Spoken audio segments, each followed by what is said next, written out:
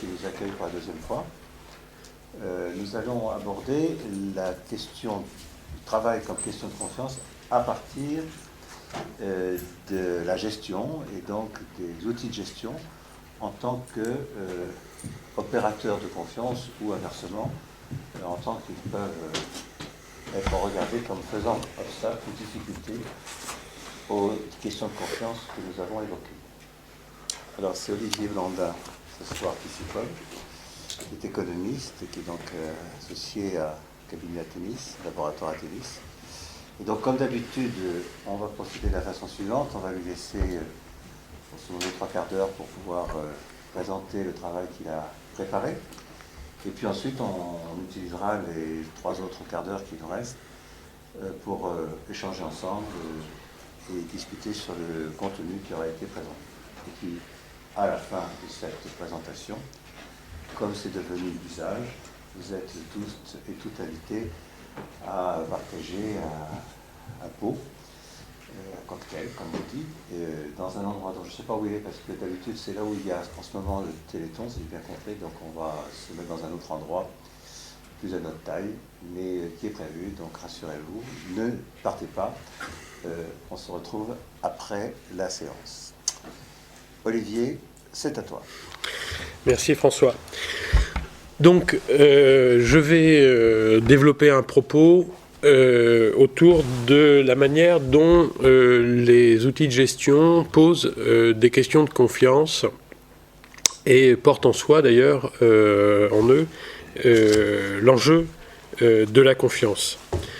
On verra que cela m'amènera à passer des outils de gestion à plutôt dispositif de gestion, c'est-à-dire à la manière dont on pose la question de l'usage de ces outils. Alors, quelques remarques préalables. D'abord, comme François l'a dit, j'ai une formation d'économiste du travail, donc qui s'intéresse à la question du travail, et je ne suis pas gestionnaire. Voilà, donc je n'ai pas une connaissance fine en fin de compte, des outils de gestion, mais c'est plutôt des remarques, des propos qui sont issus des observations que l'on est amené à faire, des constats que l'on est amené à faire, notamment lorsque l'on intervient auprès d'organisations productives, auprès de cadres notamment, qui ont affaire avec les outils de gestion et qui posent question par rapport à leur activité de travail. Et donc il s'agit, dans le propos qui va être développé, non pas de faire une critique des outils de gestion, j'en serais incapable, mais plutôt de s'interroger sur la manière dont ils structurent une forme d'action et la manière dont, à travers cette façon dont ils structurent l'action, posent des questions de confiance pour essayer de voir à ce moment-là quelles seraient les possibilités ou les réponses à apporter pour dépasser ces tensions observées. Voilà. Alors, je partirai simplement en rappelant, en fin de compte, que les outils de gestion... Alors, pardonnez-moi, parce que j'ai un problème de vision, je ne vois pas très bien. Donc je vais rapprocher ça. Parce que, j'ai touché un truc à... C'est catastrophique. Voilà. Et je vais régler un problème technique. Ah ben non, je ne peux pas le régler. Bon, ben je ne vois pas l'écran, mais les lunettes ne me permettent pas de voir aussi loin. Bon, voilà, c'est bon. Je vais quand même... Bon, très bien. Donc, revenir sur, d'une certaine manière, pourquoi il y a des outils de gestion et à quelles questions ils répondent. On peut dire que les outils de gestion cherchent à répondre à 3 formes de questions, d'enjeux, de problèmes, que sont d'une part aider à réduire l'incertitude et à maîtriser la complexité. Bien sûr, toute organisation productive, un ensemble collectif, qui doit, donc un ensemble complexe, qui doit faire face à un environnement non stabilisé. Et donc les outils de gestion aident à réduire cette incertitude et à maîtriser cette complexité. En même temps, ils permettent, ou ils visent à optimiser les ressources allouées. Et enfin, ils sont aussi mobilisés pour contrôler ou maîtriser les orientations ou les enjeux de l'entreprise. Et donc, les outils de gestion répondent à ces trois formes de questionnement. En définitive, on peut dire que les outils de gestion ont en charge d'organiser, d'optimiser, ou de contrôler, de contrôler ou de reconnaître, de motiver dans un espace de production et bien sûr dans un espace contraint. Contraint, et c'est d'ailleurs ce qu'il fait tension, c'est-à-dire qu'ils ne sont pas mobilisés comme ça, ils sont mobilisés face à deux espaces de contraintes qui sont d'abord les conditions de production, c'est-à-dire comment on arrive à créer un objet, un système complexe, etc., qu'on arrive à produire. Et puis, bien sûr, les conditions de valorisation de ça sur un marché ou par rapport à des utilisateurs, à des usagers, etc. Et donc, les outils de gestion sont mobilisés directement en articulation avec des problématiques de performance économique. Et cette performance économique étant vue, bien sûr, dans cette double dimension, c'est-à-dire bien comment on arrive à mesurer, observer, objectiver la performance, et puis comment on arrive à progresser, à faire de la performance. Et donc les outils de gestion sont directement en phase avec cet enjeu de maîtrise et d'évolution de la performance. En même temps, les outils de gestion se positionnent dans un double champ. D'abord, ils portent en eux l'enjeu d'une confiance au regard des actionnaires dans les comptes, puisqu'ils sont en lien avec les systèmes de comptabilité pour permettre aux actionnaires d'avoir un regard sur ce qui se passe pour pouvoir prendre des décisions. Et en même temps, l'autre champ, c'est qu'ils portent en eux l'enjeu d'une connaissance pour les dirigeants pour prendre des décisions. Bien sûr, c'est à partir des outils de gestion que les dirigeants vont pouvoir observer ce qui se passe et construire des décisions, à la fois par rapport à la complexité et à l'incertitude que j'ai mentionné tout à l'heure.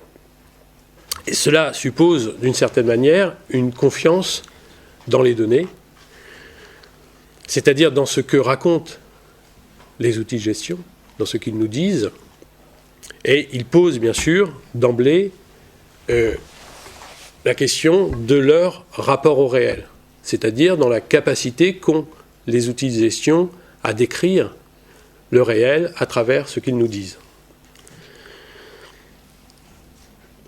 En fin de compte, ce rapport au réel porte lui-même un double enjeu, qui est l'enjeu de la fiabilité de la décision. Bien sûr, une décision ne peut être fiable que si elle s'appuie sur des données eux-mêmes fiables. Et puis en même temps, elles sont un enjeu pour l'opérationnalité, pour l'action, dans le champ de l'activité, du travail, de l'organisation productive, de l'organisation de la production, etc., etc. Toute la question, bien sûr, c'est d'interroger cette capacité des outils de gestion à décrire le réel. Alors, le deuxième point que je vais développer en introduction, d'une certaine manière, c'est simplement rappeler assez brièvement en quoi et comment les outils de gestion se sont considérablement développés et étendus dans un ensemble de questions qui concernent l'entreprise. Alors, on pourrait dire qu'on est passé d'une certaine manière de la comptabilité à la gestion à travers une série d'extensions. Alors d'abord une extension à la gestion de la production et à la vente, qui date du début du XXe siècle. Donc d'abord autour de la recherche des gains de productivité, donc l'outil de gestion comme un moyen d'obtenir et de mesurer, de suivre des gains de productivité pour accroître la performance de l'entreprise. Donc ça, si je fais de manière un peu réducteur, c'est le taylorisme, d'une certaine manière. En parallèle de ça, il y a eu une recherche d'optimisation des recettes, des ventes, qui s'est articulée à des fonctions commerciales, de marketing, sur lesquelles se sont développés les outils de gestion.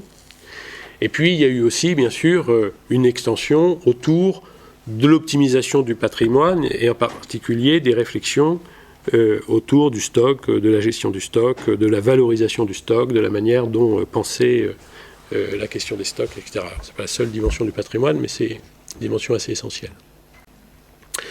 À partir des années 50 à peu près, les outils de gestion se sont étendus au champ de la qualité.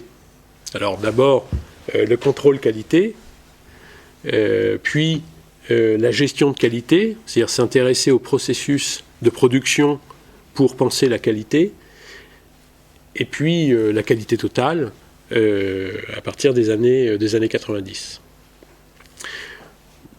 Nouvelle extension à la question des ressources humaines, avec la gestion des ressources humaines, notamment autour de la question de la compétence, gestion prévisionnelle des emplois et compétences en particulier, mais aussi le développement des entretiens d'évaluation, alors qui ne sont pas directement des outils de gestion, mais qui vont être mobilisés dans le cadre d'une pratique de gestion, et qui peuvent être, dans certaines pratiques, très en phase avec la manière dont on pense et on agit sur la performance, en particulier l'individualisation de la relation salariale, c'est-à-dire derrière des questions d'une individualisation du suivi de la performance, d'objectivation individuelle, etc., etc., etc.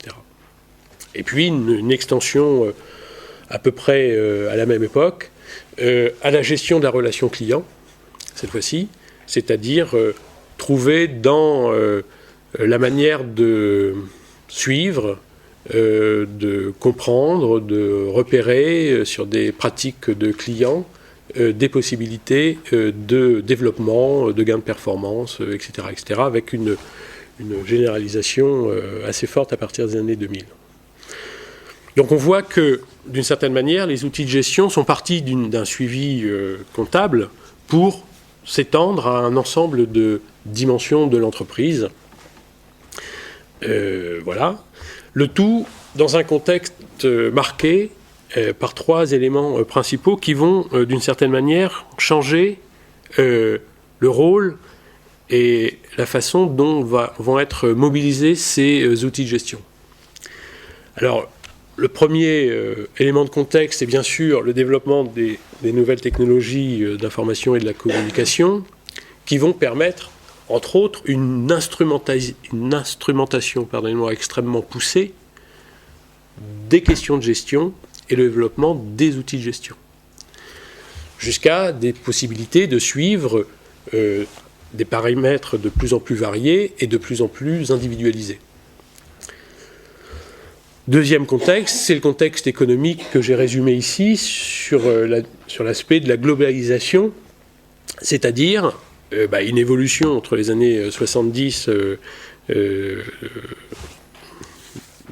dispositif fordien jusqu'à maintenant, à travers l'accentuation de l'intensité de la concurrence et la transformation des modalités de la concurrence, c'est-à-dire par où se joue la concurrence, dans un monde de plus en plus ouvert, de plus en plus concurrentiel, et où aux dimensions de prix s'ajoutent des dimensions sur la qualité, sur l'innovation, sur la flexibilité, etc., etc., qui font que le contexte économique dans lequel se posent les questions de gestion, bien entendu, est extrêmement plus contraint qu'il ne pouvait l'être lorsqu'on était dans une croissance des 30 glorieuses, notamment.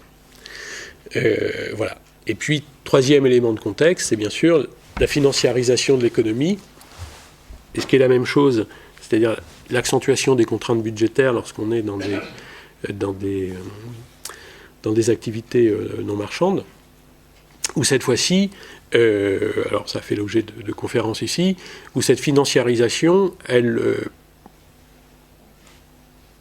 a pour principale conséquence dans ce qui nous regarde ici, le fait que l'on ne soit plus dans une rentabilité qui est constatée à partir de la capacité dans l'organisation d'une production, dans la mise en œuvre d'une production à réaliser des gains de productivité, mais que cette rentabilité soit une exigence de départ, c'est-à-dire un objectif à atteindre, sur lequel doit se caler la production pour pouvoir atteindre ces objectifs de rentabilité, ce qui renverse l'ordonnancement entre qualité, productivité et rentabilité. Eh bien, il y a un renversement, ce qu'a expliqué Christian Luther dans une conférence il y a quelque temps, où on passe d'une rentabilité exigée à des recherches de gains de productivité ou de réduction de coûts pour atteindre cette rentabilité exigée, et puis on constate les effets que cela peut avoir sur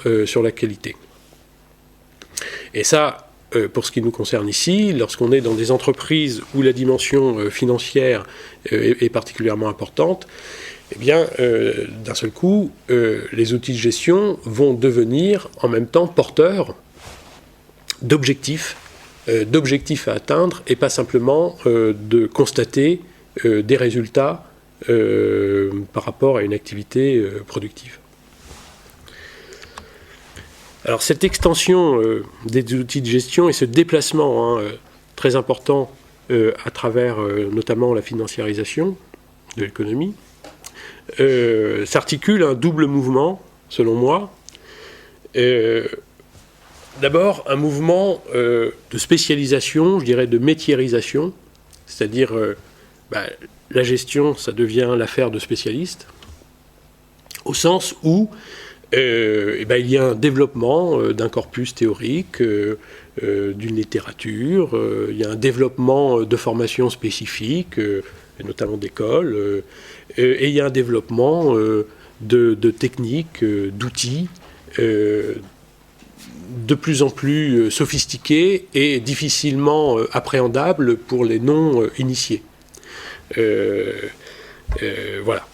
C'est-à-dire que porter un regard critique sur les outils de gestion suppose une maîtrise théorique et une maîtrise de ces questions-là qui n'est pas du tout à la portée du premier venu et sans doute pas d'un économiste d'ailleurs.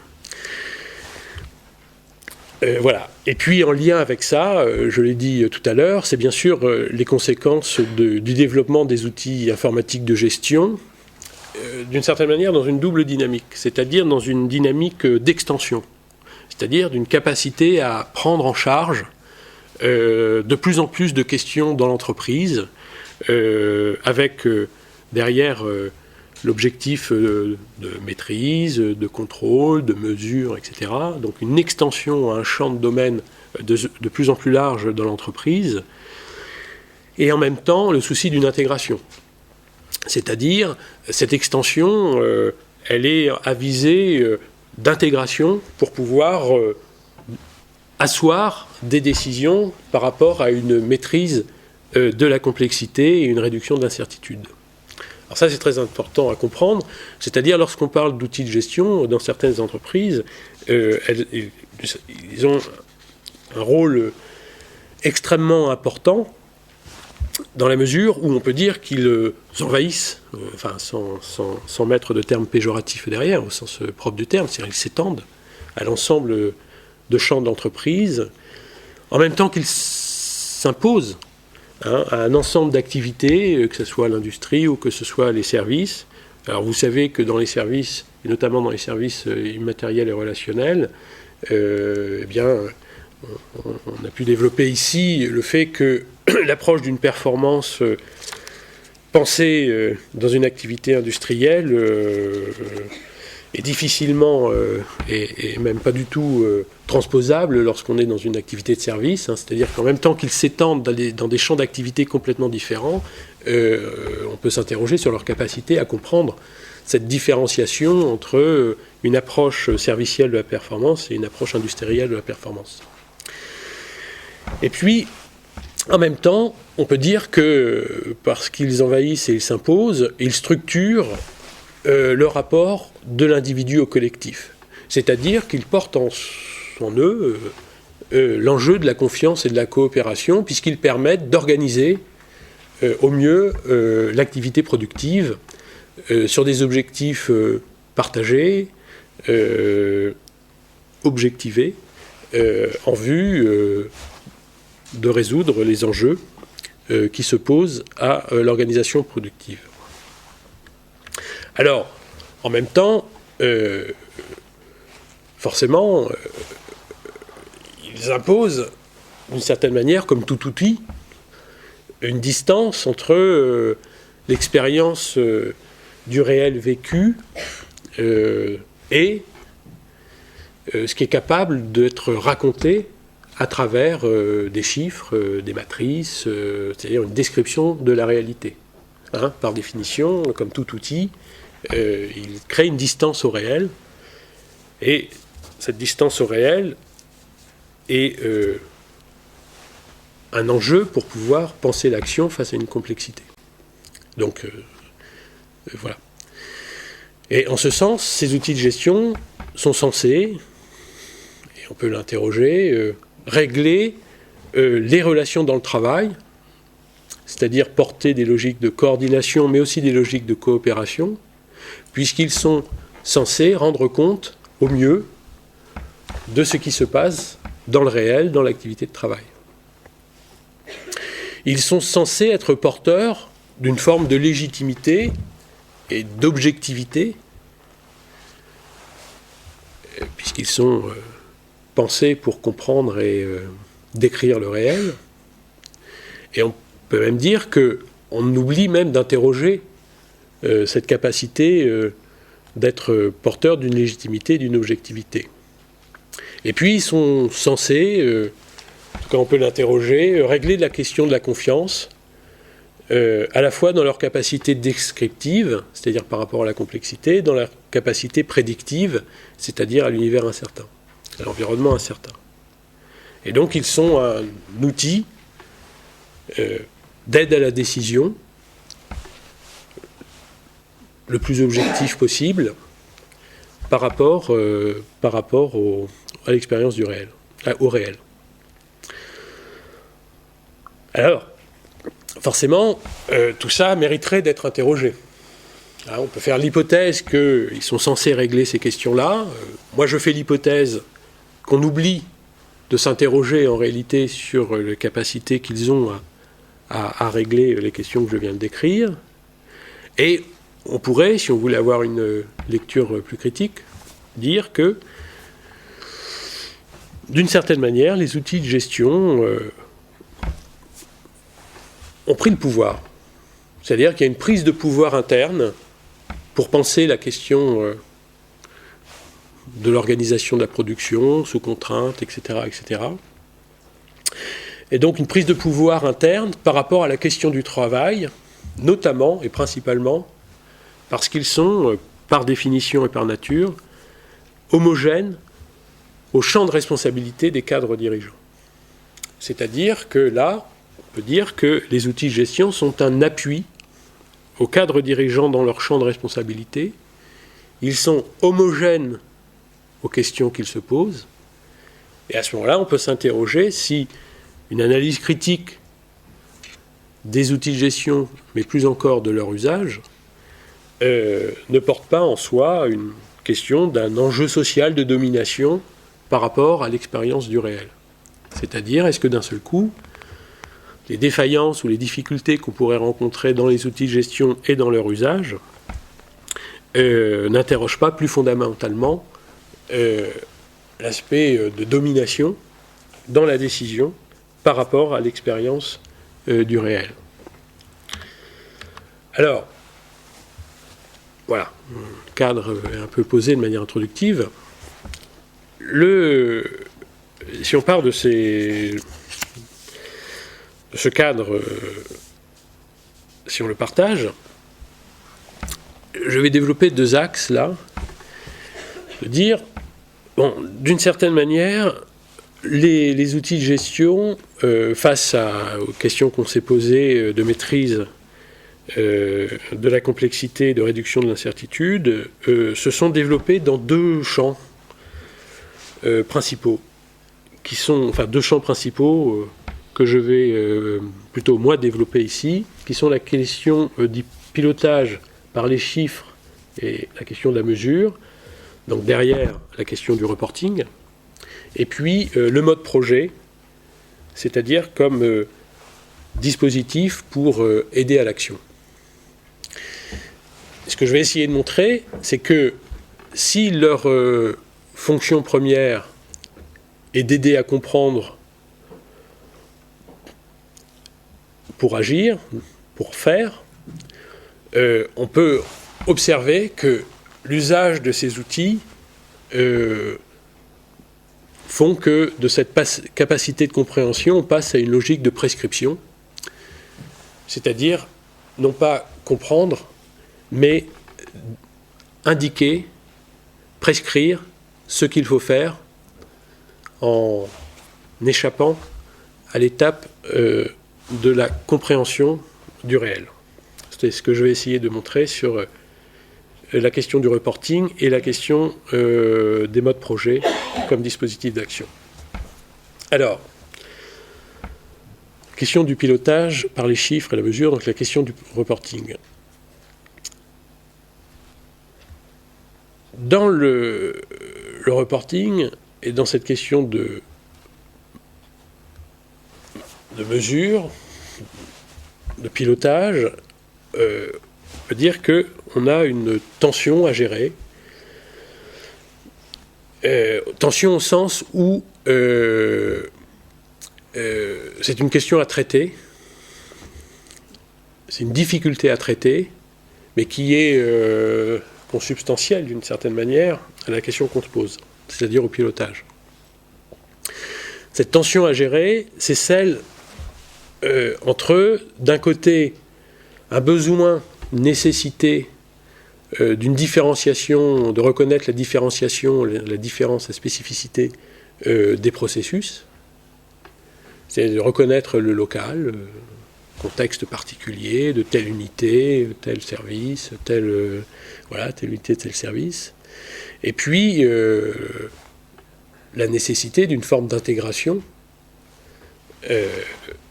au niveau le plus global de l'entreprise.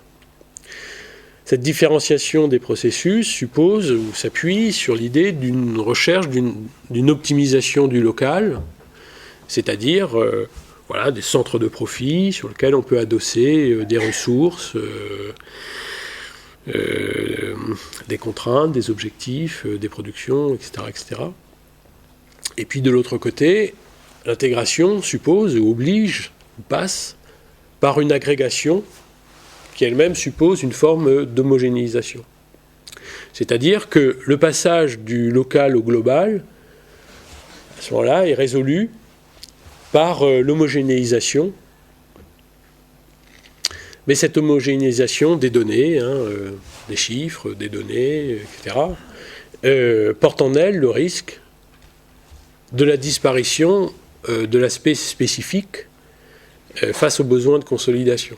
C'est-à-dire comment comprendre et agir sur du spécifique lorsqu'on a besoin de comprendre et d'agir en même temps sur les dimensions les plus globales de l'entreprise à travers le pilotage, les questions de pilotage.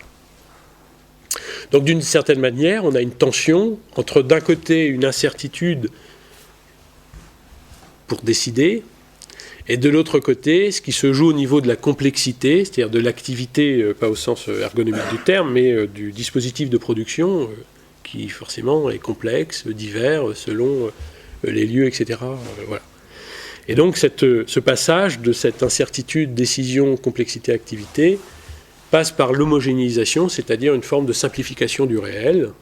Et c'est un passage obligé, parce qu'on ne peut pas décrire de manière précise l'ensemble des spécificités.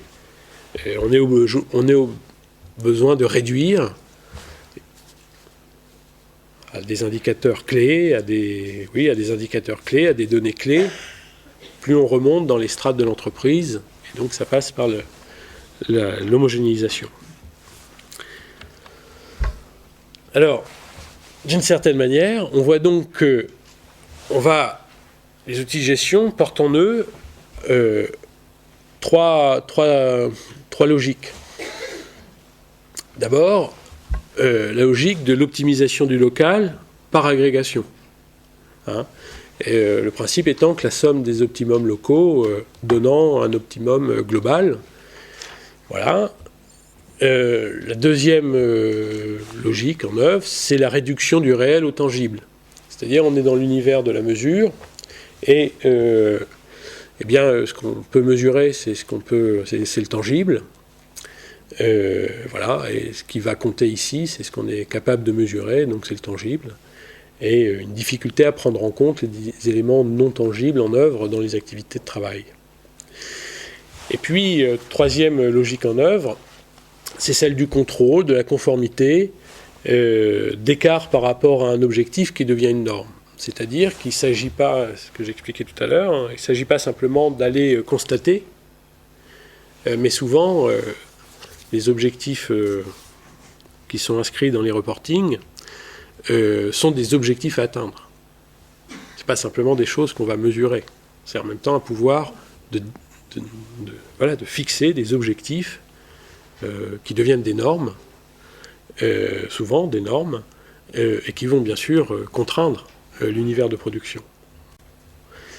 Et donc, les indicateurs sont à la fois des indicateurs de mesure ex post, c'est-à-dire du constaté, sont à la fois des objectifs à atteindre, et donc de certaine manière, ce sont des guides d'action, c'est-à-dire on va chercher à organiser le travail par rapport à ce que l'on va mesurer pour atteindre les niveaux, autant que faire se peut, des objectifs qui nous sont fixés.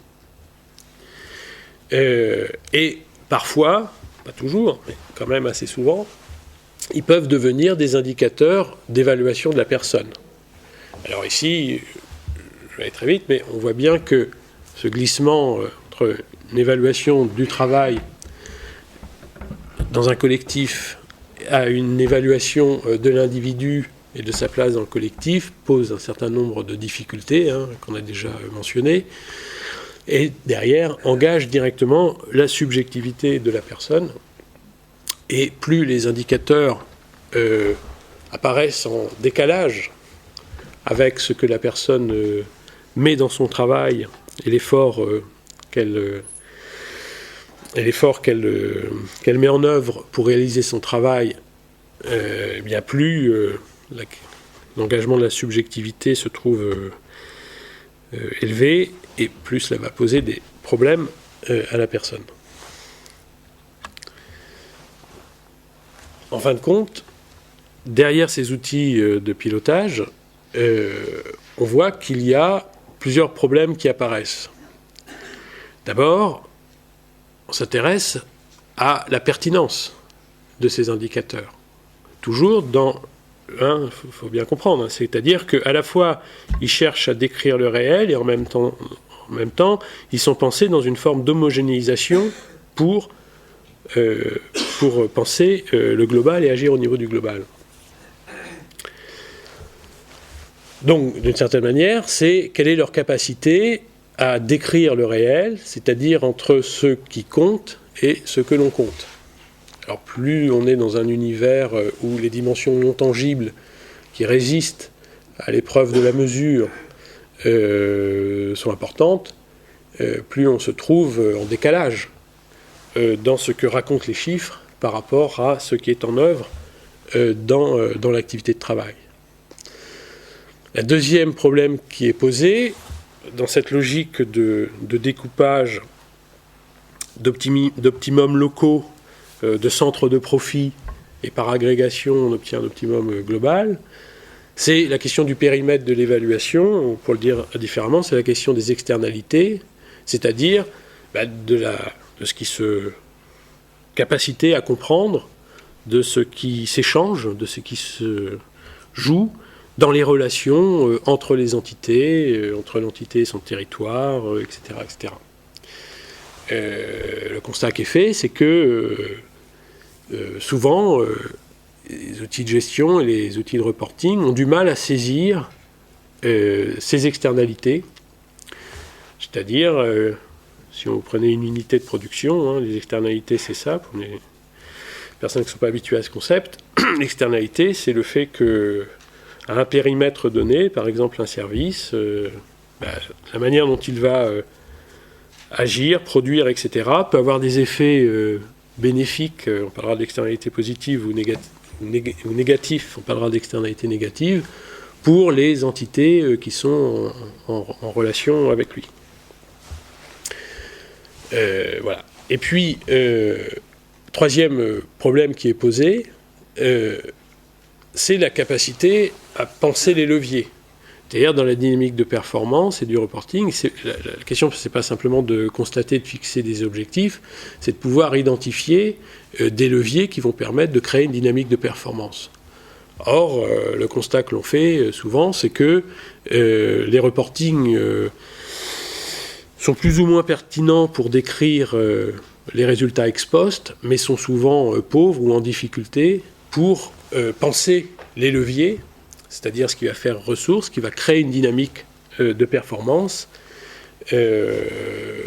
voilà, et qui sont plutôt, on pourrait dire, articulés autour de deux axes. D'abord, la logique de réduction des coûts, c'est-à-dire difficulté à penser ressources, mais plutôt penser coûts. Et puis, souvent, en fin de compte, portent en eux la logique d'une intensification du travail. C'est-à-dire, le levier principal implicite dans pas mal d'indicateurs que l'on voit et dans des dispositifs de reporting, c'est la logique du contrôle du temps et de l'optimisation du temps, ce qu'on appelle en économie l'intensité du travail. Voilà, alors ce qui pose des difficultés parce que, forcément, selon les activités, tout ne peut pas se jouer en termes d'intensité du travail, mais il y a d'autres leviers qui existent. Donc on peut dire qu'il y a trois problèmes qui sont posés dans ces outils de reporting: capacité à décrire le réel, capacité à penser les externalités, c'est-à-dire le périmètre à partir duquel on recherche des optimums, et puis de la capacité à penser des leviers, c'est-à-dire possibilité de développement de la performance. Et tout ça, ça crée deux choses. Eh bien, une tension entre la pertinence de l'effort demandé et la pertinence des leviers mobilisés. Et souvent, les cadres intermédiaires ou les personnes en production que l'on rencontre expriment cette difficulté. C'est-à-dire, d'un seul coup, ce que l'on nous demande n'est plus en phase avec l'effort qu'on est capable de produire, d'autant plus que l'effort que l'on produit n'est pas reconnu, ou insuffisamment reconnu, ou pas reconnu dans les cas les plus extrêmes. Et puis, deuxième élément qui apparaît, c'est le décalage dans ce que racontent les chiffres. Là aussi, on a moult expériences de ça, dans différents secteurs, industriels ou des services, mais pas simplement des services, industriels aussi, où d'un seul coup, les personnes ne se reconnaissent plus dans les chiffres qui sont produits. Alors ce qui va autoriser, alors là j'ai mis la triche, c'est un peu brutal, voilà, c'est cas extrême. Mais en tout cas des formes de contournement, c'est-à-dire pour aller vite, rentrer dans les clous. Alors pas tricher au sens forcément caché, mais rentrer dans le cadre, rentrer dans les clous. Voilà.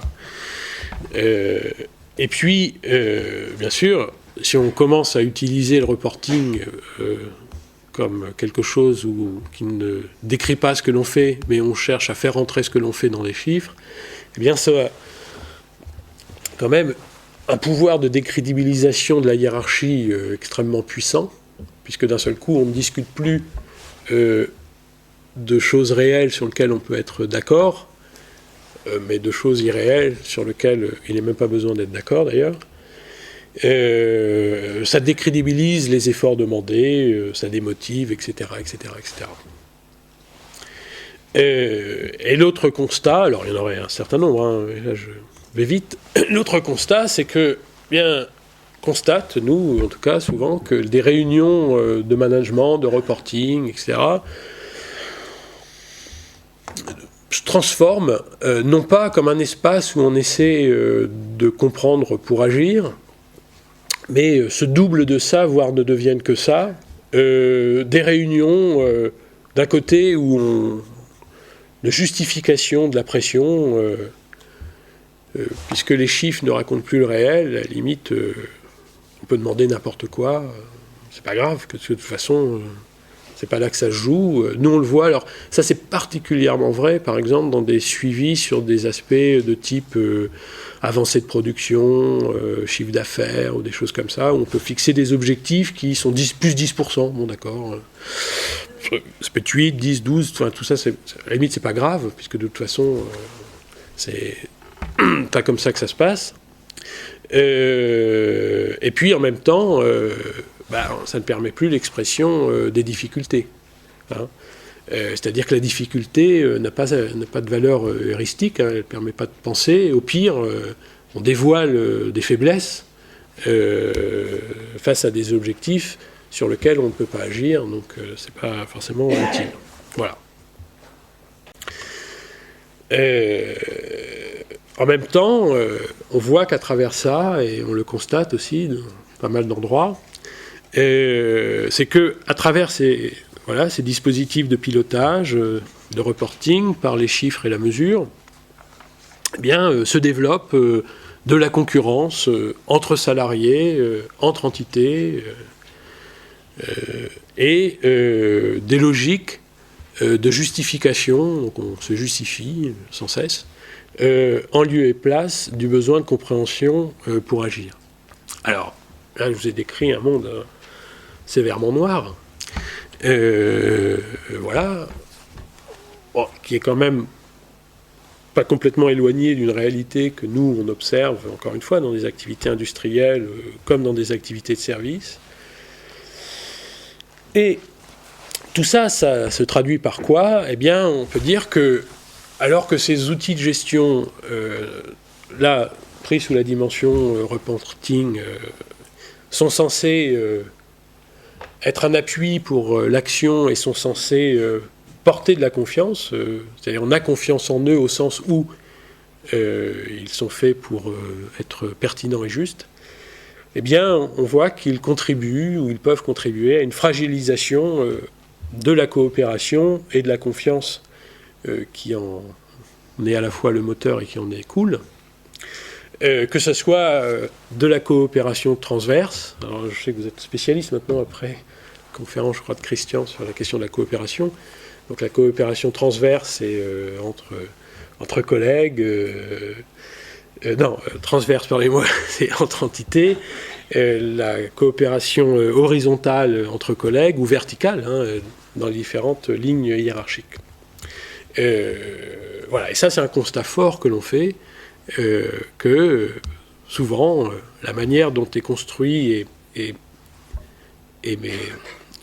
utiliser, mobiliser ces outils de gestion à travers l'aspect reporting ici, fragilise la coopération et la confiance. Et en même temps, ils renforcent, en tout cas permettent de développer développent, hein, c'est pas comment on regarde les choses, alors des stratégies ou des situations ou des postures, ou des comportements de contournement, d'évitement, d'éloignement, voilà, ou d'instrumentalisation. C'est-à-dire que on peut, à la limite, mobiliser ces outils, ces reporting, pour progresser, pour avoir des budgets, pour etc. Voilà. Et puis, on peut, à ce moment-là, en déduire que ces outils de gestion portent en eux le risque de détruire de la valeur. C'est-à-dire, là, ils sont directement en lien avec les questions de performance, hein, puisqu'il y a un risque de destruction de valeur à travers les éléments que je vous ai mentionnés ici.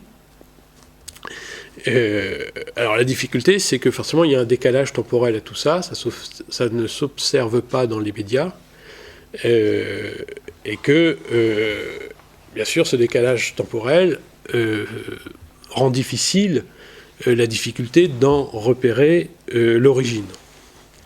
Et nous aussi, là, on a pu observer des situations d'entreprise où on pouvait clairement dire qu'il y avait une destruction de valeur, que l'accentuation de la mise en place d'outils de reporting, etc., au-delà du fait que ça prend du temps aux personnes, et notamment aux cadres, aux managers, participe d'une destruction de valeur, d'une fragilisation des dynamiques productives, d'une fragilisation de ce qui est en jeu dans les dynamiques de performance.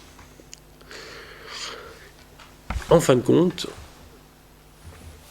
au-delà de la question de la pertinence de ces outils, c'est la question des pratiques managériales qui se trouvent posées.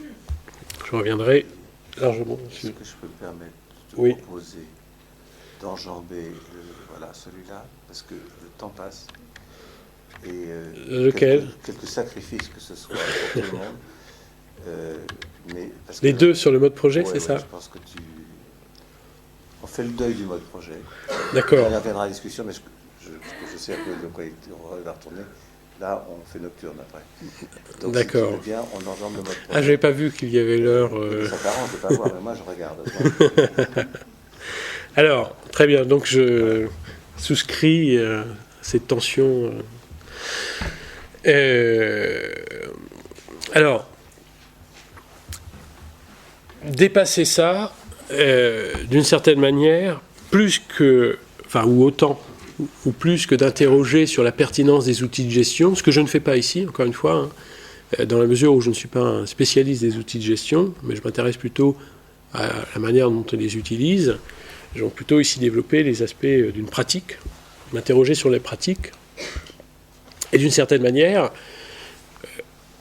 à travers ce que j'ai dit là, et les éléments que j'ai mentionnés sur les aspects de pilotage, l'enjeu, pour moi, c'est comment on arrive à repenser le rôle prescriptif des outils de gestion pour revenir à leur utilité première, en tout cas une de leurs utilités premières, c'est-à-dire d'aider à comprendre pour agir, c'est-à-dire renforcer la fonction compréhensive associée aux outils de gestion. Puisque si on achoppe de cette question-là, alors à ce moment-là, on achoppe sur une emprise au réel, et donc on achoppe sur une pertinence des décisions qui sont prises, d'affectation de ressources, etc. En même temps, c'est une tension au sens où, bien sûr, il y a un écart qui s'accentue entre l'effort d'avoir des outils, des indicateurs qui sont pertinents dans leur capacité à décrire le réel, c'est-à-dire pertinents par rapport à ce qu'ils nous racontent de ce réel, et puis le processus d'accord nécessaire, c'est-à-dire de comprendre à travers ce que nous racontent les outils de gestion, se mettre d'accord sur ce que nous racontent pour pouvoir agir. Or, on voit que là, il y a quelque chose qui est réductible, au sens où la capacité à décrire le réel vient en tension avec ce processus d'accord. Voilà. Et une tension entre, d'un côté, améliorer les outils, la pertinence des outils pour trouver un bon accord, donc voilà, chercher à affiner les choses de plus en plus. Donc on va vers une complexité croissante d'une certaine manière. Et puis reconnaître et valoriser le processus d'accord et le traduire dans des indicateurs, des méthodologies, des procédures, etc. Hein, c'est-à-dire quel est le chemin entre, d'un côté, multiplier des données, des choses comme ça, et puis de l'autre côté, de dire on va valoriser le processus d'accord. C'est une façon de se mettre d'accord sur ce que l'on observe pour pouvoir agir.